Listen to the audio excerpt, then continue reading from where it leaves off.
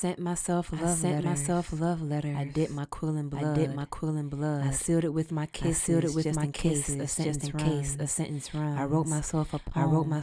Proclaiming that I was the one. I said the sweetest nothing. Felt so deeply in the love.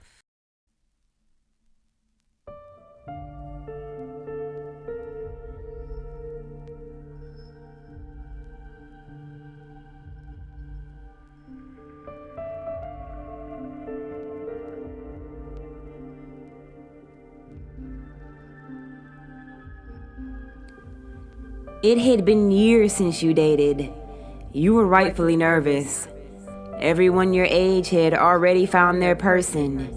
You were the only one left, a spinster, a thornback. You were in the gym daily trying to get your groove back, lose more fat.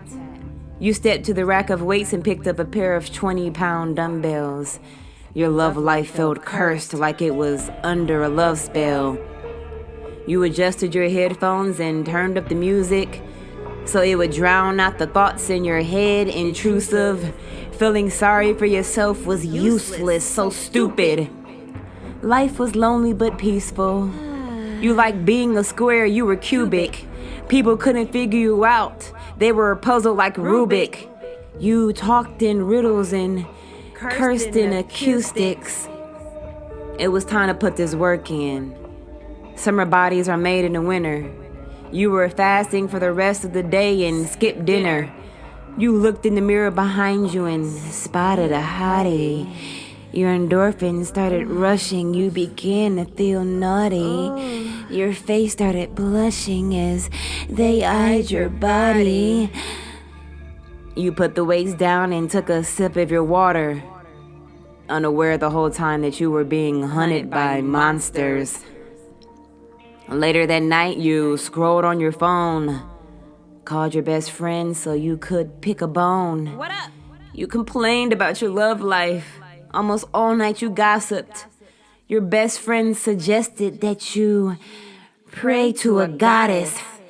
This goddess had many forms, faces, and names, but romance was her specialty, her forte.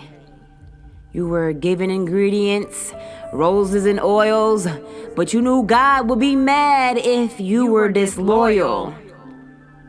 Your so-called best friend convinced you to try it. Just try it out. Asked you out to get sweets knowing you were on a diet. You declined and told them that you'll talk to them soon. No thanks. Hung up, then pondered about what to do. The next day you had a couple errands to run. You needed some groceries and wanted to grab lunch. You showered and dressed, and though it wasn't much, you knew you looked good. You were the talk of the town, the whole neighborhood, 'cause you were that fly. You had a certain je ne sais quoi. You were really that guy. Though you got compliments, they never went further. If looks could kill, you would be murdered. You picked up what they put down. You were a quick learner. You ordered a Coke to go with your salad and burger. You sat in the cafe and ate quietly in peace, while everyone stared but didn't bother to speak. Frustrated, you sipped your drink and pulled out your phone. You were surrounded by couples sick of doing life alone. You shouldn't have to suffer when others had someone to cuddle with under the covers and take home to the parents. It was quite apparent that you were on the fast track to loneliness and not marriage. Your face flushed, embarrassed. You downloaded an app, filled out your bio, uploaded pics of different poses and snaps. You hid your true self and put on an act. You swiped and patiently waited to see who liked you back. On the way home, you just happened to pass a shop for the witches. You were compelled to turn around and give it a visit. You parked in the lot and wandered into the store. Above you, the sky cracked. Rain started to pour. As soon as you entered, the doors locked behind you. You heard a ding on your phone. It was a notification from your Bible app. God was trying to remind you. You gazed at your screen. Exodus 22:18. You weren't familiar with this verse. It was something you hadn't seen. The clerks at the counter rushed you and asked if you needed help. You looked at the love oils and potions on the shelves, found a statue of the goddess of true love herself. You had to admit that she was quite beautiful. Her bosom was full, her waist dipped in, then blossomed. The statue didn't seem to be alive, but it was just playing possum. Hypnotized, you were enthralled by Gomorrah and Sodom. You collected the statue, all the oils, and bought them. Back at your home, you set everything up. Googled different rituals as to not mess anything up. You decided to do just a little more research. Rolled up a blunt. What would a little weed hurt? You unlocked your phone, opened the dating app. You had hundreds of people interested in you that you matched. You responded to messages and bantered all night. Out of the corner of your eye, you noticed the hall light flickering like it was speaking in code. Something deep within you was yelling out, no! You brushed it off and set up a couple of dates, then laid down for bed but forgot to pray. Your ringing phone woke you up, but when you went to check it, there were no notifications, missed calls, or new message. What? You looked over at the altar that you had erected. You were becoming seduced, slowly growing more tempted. The eyes on the statue seemed to be glowing. The deity's influence on you was slowly growing. You had a date to look forward to, so you were delighted. In between your legs, you felt a twinge of excitement. You gave in to your urges. You were grown, so why fight it? It was your dirty little secret. You promised to keep quiet. You showed up to your date, but there was no one in sight. The navigation led you to nowhere to run, nowhere to hide. You went to double check that you had the right location, but the app wasn't there. It was like it evaporated out of thin air. You had just talked to them last night, you swear. What was going on? This was starting to get weird. You went to re-download the app to your phone, but it suddenly wasn't available in your time zone. You used a VPN to try to get in. The strange things we do to appease our sins. Your profile vanished, your login was deleted. You were worn out, drained, and depleted. Email not found in the technical support. You were sad. You had built up such a good rapport. All of your matches were gone in an instant. It was almost like they never existed. Your best friend called you. You drove back to the city. You just wanted true love. You didn't want their pity. You two decided to link to cheer up your mood. Get a sweet treat, some dessert, some good food. You put up on your best friend. They said, "I'm so glad you made it." Your best friend was glowing, happy, and radiant. They didn't believe in God. They were an atheist. Their smile was so bright that it could light a stadium. Their aura otherworldly, like some kind of alien. You were taken aback by how good they looked. Wow. You wondered what their secret was and what it all took. You two embraced and you felt a shock of static. Your best friend was starting to make you believe in magic. Wow. You look amazing. What is your secret? They smirked. If I tell, you'll have to promise to keep it. I swear I won't say a word. You know me better than that. I worship the goddess. You didn't know how to react. Should you ask for her blessing or stay true to God? If God created everything, you figure, why not? Balancing scales, Isis and Mayat. Will it go in your favor? It might. It might not. People flocked to your best friend and pushed you aside. You wanted to go somewhere in a corner and hide. You went out to have fun and take your mind off your circumstances. What are the odds if you wait around for perfect chances? While you sulked, your best friend shot you a glare. Eyes full of daggers, they scalped your bones bare. Their heart was filled with a hatred you did not know was there. They masked it so well that you were not aware. Your heart was unblemished, your intentions were pure. You were favored by God, self-made and entrepreneur. You made lots of money, traveled whenever you pleased. Even though you were single, your life was a breeze. Your best friend drank up all the attention that was being projected in their direction. You pouted and smiled, your stomach rumbled with hunger. Suddenly someone approached your table and asked for your number. Your best friend sneered and frowned at you, blushing. Oh, look at you. Isn't that something? I guess some people have it all, others want for nothing.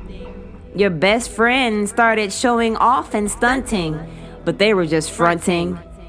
You knew they were just afraid of all you were becoming. Your empathy for them grew, you were way too damn trusting. Honestly, the way they treated you was disgusting. You ignored their antics, snide remarks, semantics. You exchanged your number, had a couple new prospects. Your friend said, all this attention you're getting is thanks to the goddess.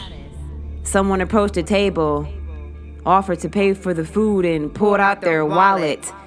Not once that night did you have to reach in your pocket to pay for anything like a direct deposit. You binged on all the snacks that you had been restricting. Your friend and their influence was so damn convincing. When you got home, your mind raced, your skin crawled, your palms itched. You knew you shouldn't be dabbling with hidden knowledge. Occultic. You grew queasy, felt knots in your stomach. You wanted to give in, but knew that you mustn't. You went to bed hoping you'd feel better in the morning, but you kept overlooking all of God's subtle warnings. You decided to eat lighter the next day. It had slipped your mind, you forgot you were trying to lose weight. A quiet voice whispered, sabotage, as you cut up fruit. Naturally beautiful, your best attributes shone through even when people threw dirt on you. You got it out the mud, they birthed a lotus instead of a thug. You were a cut above, a diamond in the rough. You tossed the apple in your mouth and felt your confidence shooting up, coming back, skyrocketing. You were in a flirty mood and went to find a number you were given. You had someone in mind you were especially smitten. Their number wasn't saved, but you remembered that they sent their name in the text before you and your friend left the place. You went to find the text, but all the threads had vanished. Your phone started glitching like it had water damage. Tears rolled down your face as your frustration grew. So you turned to the goddess so she could help you. You adorned her altar, dressed her statue with oils, put out a food offering, hoping it wouldn't spoil. You drew out a sigil and recited petitions, All along, destroying you was their secret mission. They needed you out of the way. You weren't easily swayed. You only submitted to God until today. The price was paid for your sins, but you gave the devil allowance.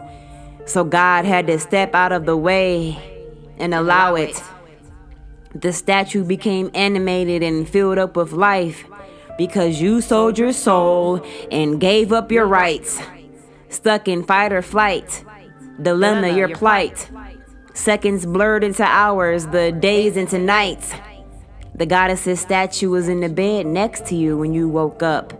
You shot up in bed. Wait 1 second. Hold up. Wait, what? You fell to the floor trying to climb to your feet. You didn't even remember going to sleep. You watched as the statue trembled and slowly rolled off of the bed and onto the floor, across the room and back onto its altar, all by itself. You panicked and ran out of your room for help. You ran past the mirror and caught your reflection. You only saw your flesh. You didn't have introspection. You doubled back and gasped as you gazed at your appearance. Dizzy, you were barely coherent. Your acne was gone. Your hair was healthy and long. Your body was perfect. Your muscles were ripped. Your wrinkles were ironed. You had perfect pink lips. You called your best friend and asked them for more tips. They told you what to gather, grind that, and mix this. Channel the goddess and you will become the embodiment of lust, passion, and love. You started getting so much praise. You were admired and chased. Wined and dined, giving gifts, always out on a date. You forgot to recognize their fruits because your outlook had changed. So the low-hanging ones became your new tastes.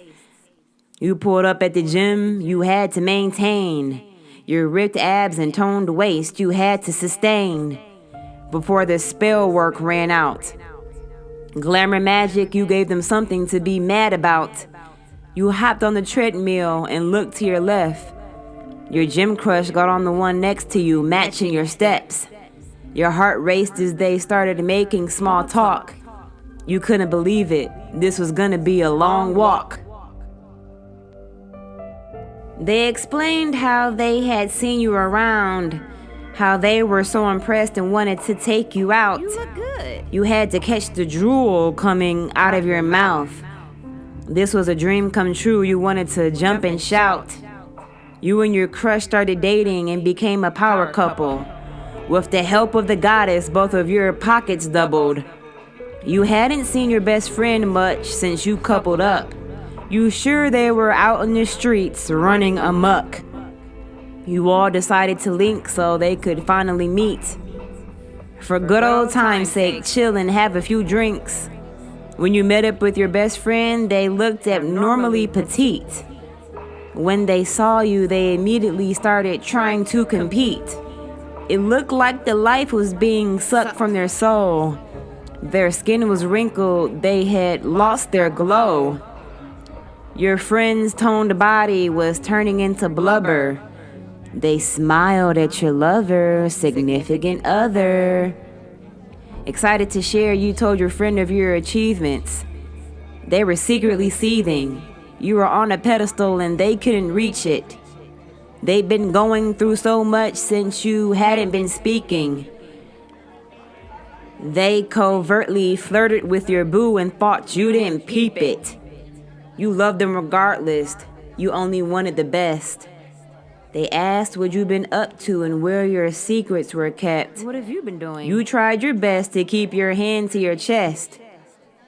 Are you still working love spells? They blurted out loud. Everyone in the cafe gasped and turned around. You blushed as your boo thing looked at you confused. You grabbed their hand, put some money down, and slid out the booth. I'll talk to you later, you said in response. Your friend smacked their lips to wave you off and then scoffed. They were mad your magic was working and theirs had worn off. They winked at your sweetheart when your back was turned. You had to find out the hard way so the lesson would be learned. Guess who I ran into? Your beloved asked. You already knew, so you asked them, where at? At the gym of all places. They were looking for you. They asked me for pointers and what they should do. Your face grew hot as your boundaries crisscrossed, but you didn't want to seem petty, jealous, or pissed off. Yeah, they gained a few pounds. You responded calmly as you placed their hands on your perfect body. You climbed on their lap and then kissed on their neck. Performed your best tricks, hoping that they'd forget. Your best friend called in the midst of your tryst. You sent them the voicemail so they'd get the gist. The next day you went to work, then straight to the gym. Your boo thing was waiting for you back at the crib. Hours later you returned home, walked up to the door. It was finally time to settle the score. You put your key in the lock, heard strange noises inside. You burst in and saw 2 bodies writhed on top of your bed, in between the sheets, as the goddess looked on, absorbing the energy. Boxes and panties were strewn on the floor. You yelled out, "You whore!" threw a punch as they grabbed their clothes and ran for the door. Entrails of energy swarmed around them and collected, rejuvenating and pumping them up with your essence. "I'm sorry," your friend cried. "I thought of you the whole time." "Quit playing. You were always jealous and wanted my life." "Bitch, please. I put you on. You're lame and pathetic." You threw another punch and this time it connected. Your ex stood there caught in between you and your best friend. You abandoned your faith. You looked so lonely, neglected. You cursed and kicked both of them out. You felt so disrespected. You sobbed and walked to your room to assess all the damage that was done and clean up the mess. Empty condom wrappers decorated the ground. You were afraid of what else you might find if you moved stuff around. You pulled the comforter back from off of the bed. In the middle of it was a huge spot that was wet. You cringed thinking of all the things that they did. Traumatized, this was something you never forget. You cleaned up as best as you could. Put the sheets in the wash. Vacuumed the floors and washed the walls. Your phone was ringing off the hook, but you ignored the calls. They literally had a lot of balls. You shut down, cut everyone off. You scrubbed your mattress clean before you laid down and fell into a slumber that was not sound. The statue on your altar rattled and shook. The goddess bared her claws and dug in her hooks. Lucid, you awakened, but it was too late. All of the color drained from your face. Sleep paralysis. Jezebel had possessed you. She came with the Grim Reaper to collect you. It was hard for angels to guard and protect you, since you had opened yourself up to connect to the Lady of the Night. You're supposed to rebuke the demons. Lovelorn Delilah had figured out your weakness. Rejection oftentimes is God's protection. This is why you don't covet, mention, or question what you do and don't have, or welcome adversity. Trust no one but God.